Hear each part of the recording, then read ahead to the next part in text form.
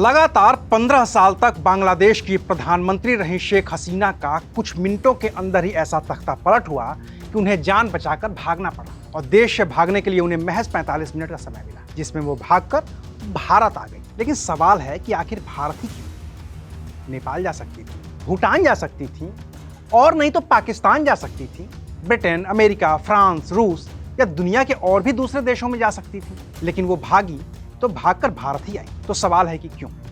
चलिए आज इसका जवाब तलाशने की कोशिश करते हैं विस्तार से।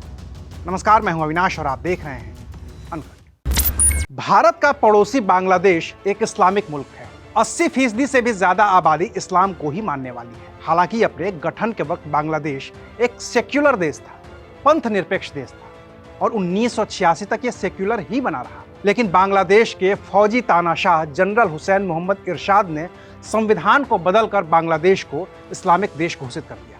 साप्ताहिक छुट्टी रविवार को होती थी तो उसे बदलकर जुमे के दिन यानी कि शुक्रवार को कर दिया। इसके अलावा जनरल हुसैन मोहम्मद इरशाद की तानाशाही के दौरान कई ऐसे बड़े बदलाव हुए जिसकी वजह से बांग्लादेश एक कट्टर इस्लामिक देश बन गया।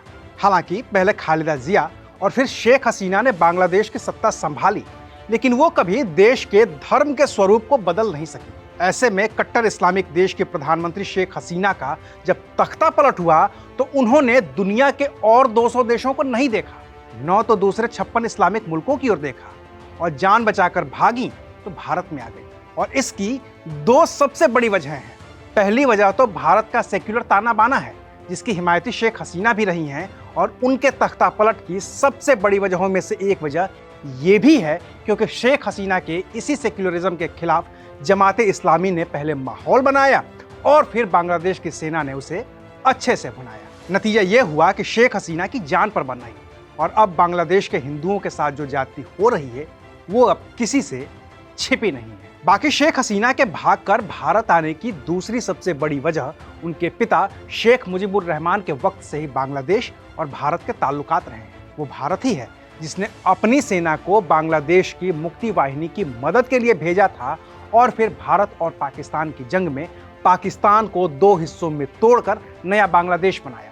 वो भारत ही है जिसने शेख हसीना के पिता शेख मुजीबुर रहमान की हत्या के बाद शेख हसीना को अपने यहाँ शरण दी थी, जिसकी वजह से शेख हसीना की जान बच पाई। तब शेख हसीना और उनकी बहन रिहाना की जान इसलिए भी बच पाई थी क्योंकि दोनों बहनें उस वक्त बांग्लादेश में न होकर जर्मनी में थी। तो भारत की तत्कालीन प्रधानमंत्री इंदिरा गांधी ने जर्मनी में भारत के राजदूत हुमायूं राशिद चौधरी को हसीना के पास भेजा।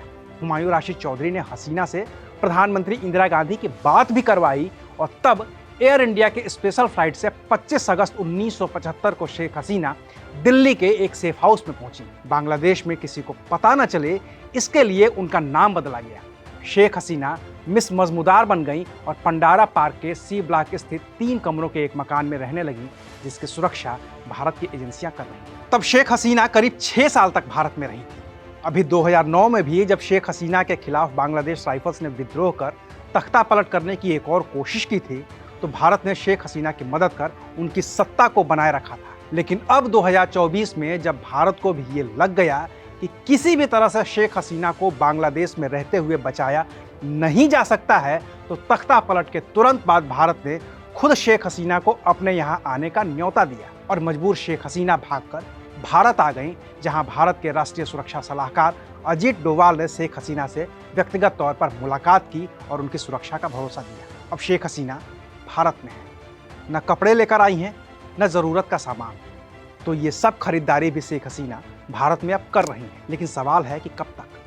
क्या शेख हसीना स्थायी तौर पर भारत में ही रह जाएंगी या फिर जब तक बांग्लादेश में शेख हसीना के मनमाफिक परिस्थितियां नहीं बनती हैं तब तक उन्हें भारत में ही रहना होगा?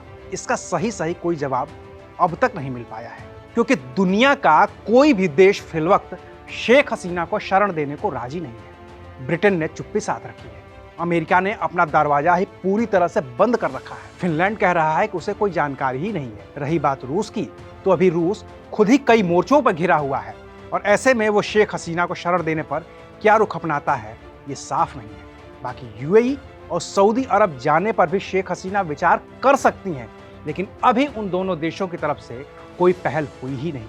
तो कुल मिलाकर शेख हसीना अभी भारत में ही है और अगले कुछ वक्त तक उन्हें भारत में ही रहना है। लेकिन ये वक्त कितना लंबा है तय नहीं है। हालांकि जिस तरह की तैयारियां भारत सरकार की हैं और जिस तरह से शेख हसीना के लिए एक अलग सेफ हाउस की तलाश हो रही है ताकि एनएसजी शेख हसीना की सुरक्षा कर सके, इससे इतना तो तय है कि अभी शेख हसीना भारत से बाहर कहीं नहीं जा रहे। अभी के लिए शुक्रिया। आप देख रहे थे अनकट।